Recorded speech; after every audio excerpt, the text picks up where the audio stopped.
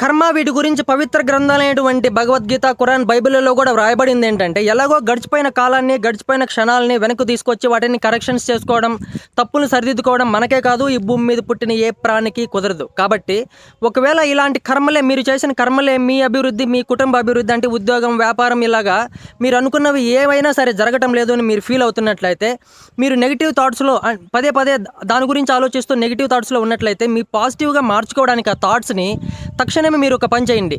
మానవ సేవే మాధవ సేవ అంటాం. అంటే ఎవరైనా నీడీ పీపుల్కి అన్నదానం, వస్త్రదానం, మనీ, డబ్బు దానం ఇలా చేయడం వలన సైకలాజికల్గా మీకున్న ఆ నెగిటివ్ థాట్ అనేది ఒక పాజిటివ్గా, ఓకే నేను చేసిన కర్మలు తగ్గుతున్నాయి, ఎందుకంటే నేను చారిటీ చేశాను కాబట్టి, ఇలాంటి ఈ ఒక్క చిన్న థాట్ మీ యొక్క జీవితాన్నే కాదు, మీ యొక్క ఫ్యామిలీ జీవితాన్ని కూడా మార్చేస్తుంది. తద్వారా హ్యాపీ లైఫ్ని ఎంజాయ్ చేయొచ్చు.